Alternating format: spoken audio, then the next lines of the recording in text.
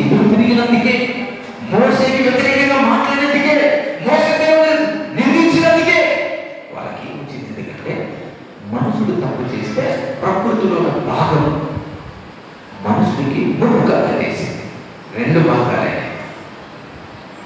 ఏమంటమ్మా?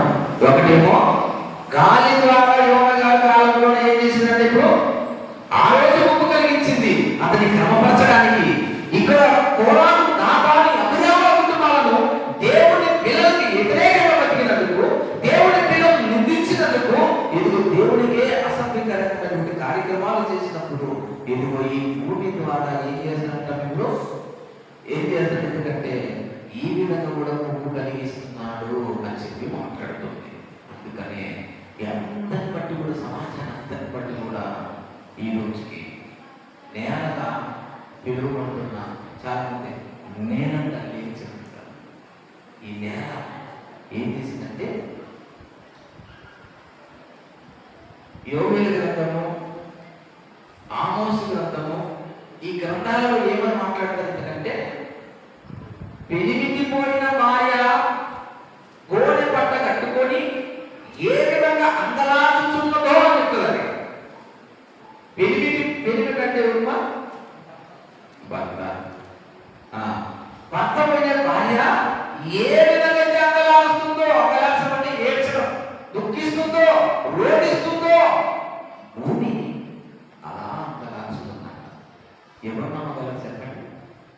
భూమి ఏడుస్తుంది, భూమి మానబడుతున్నా, భూమి చింతిస్తుంది, ఎదురు చూస్తున్నా. మెయిన్ రీజన్ ఎదురు చూ ఎవరి కోసం? ఎవరి కోసం తల్లి? భూమి ఎదురు చూసేది ఎవరి కోసం అంటే ఇప్పుడు దేవుని పిల్లల కోసం ఎదురు చూస్తుంది. భూమి దేవుని కోసము, దేవుని పిల్లల కోసము ఎదురు చూస్తున్నారు. ఒకసారి సపోర్ట్ కూడా ప్రయత్నం చేస్తున్నారు. ఇంకా గట్టి కూడా అయితే ఇక్కడ ఎందుకోసం ఎదురు చూస్తున్నాయి అంటే దేవుడి పిల్లలు కదా మనం అందరము, దేవుడు శక్తి కదా మనం అందరము, దేవుడు ఎదురు వచ్చిన వాడే మనం అందరము. ఏ ఒక్కరు కాలిపోకూడదు, ఏ ఒక్కరు చెడిపోకూడదు, ఏ ఒక్కరు నాశనం అయిపోకూడదు, అందరూ అలాగే పరిశుద్ధులుగా ఉన్న దేవుడి దగ్గరికి వెళ్ళిపోవాలని అలా ఎదురు చూస్తున్నట్ట. ఈ రోజైనా మనం ఎదురు చూసాం చెప్పండి సార్. అయ్యా ఈ రోజైనా మనం ఎదురు చూసామా? ఇదిగో మన వాడు వస్తున్నాడు, తన వ్యక్తి వస్తున్నాడు, తన బాబు వస్తున్నాడు, తన అన్న వస్తున్నాడు, తన తాత వస్తున్నాడు, తన మా చిన్న ఆయన వస్తున్నాడు.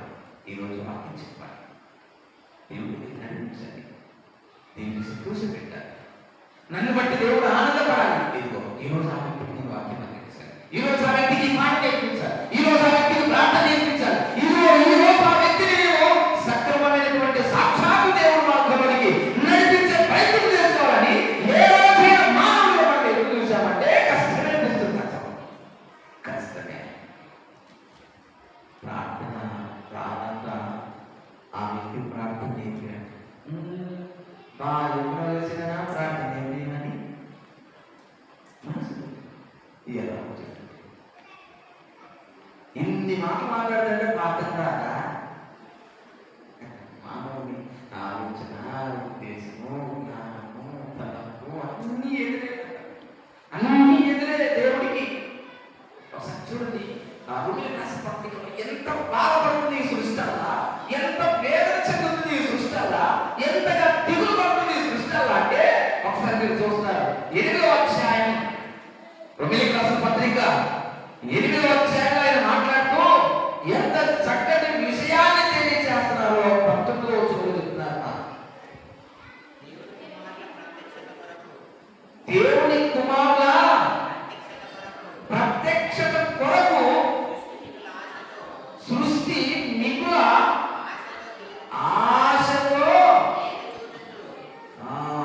తీరు చూస్తూ ఏం చేస్తుందమ్మా? మళ్ళీ చూడండి ఒకసారి.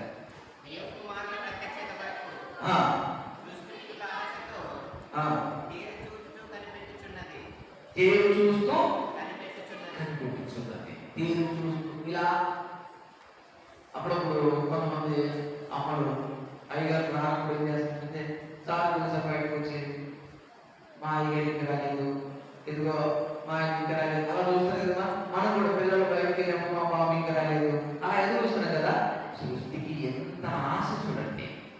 ఎంత మంచి తలంపు దానికి దేవుడు ఇచ్చాడు ఒకసారి.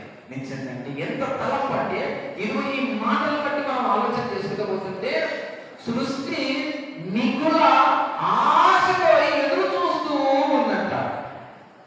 ఎదురు చూస్తూ కిందికి వచ్చి చూస్తుంది. ఇంకా ఏలైనగా సృష్టి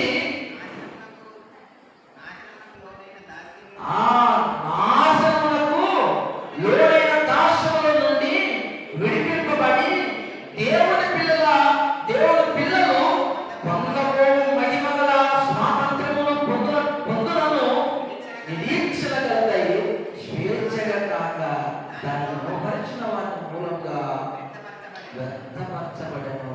సృష్టి యావత్తు ఇది వరకు ఏకగ్రీవముగా మూలుగుచు ప్రసవ వేదన పడుచు ఉన్నదని ఎరుగుదమో చెప్పినట్టు మాట్లాడుతున్నా. ఏం చేస్తుందమ్మా? ఏ దానికి వచ్చిందమ్మా ప్రసవ వేదన? అమ్మా మీ వెనకాల వాళ్ళు ఏ దానికి వచ్చిందమ్మా ప్రసవ వేదన?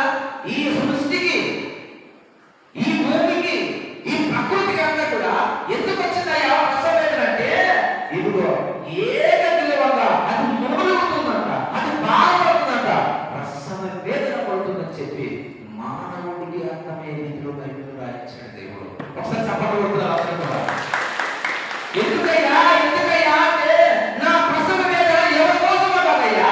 నాకేదో జరగలేదు ప్రసవ వేదన పడట్లేదు, నాకేదో ఇబ్బంది వచ్చిందని ప్రసవ వేదన పడట్లేదు, నా పిల్లలు ఉపాసం అని చెప్పి నేను ప్రసవ వేదన పడలేదు. కానీ ఎవరి కోసం అంటే కేవలం సాక్షాత్తు సృష్టికర్తగా పిలువ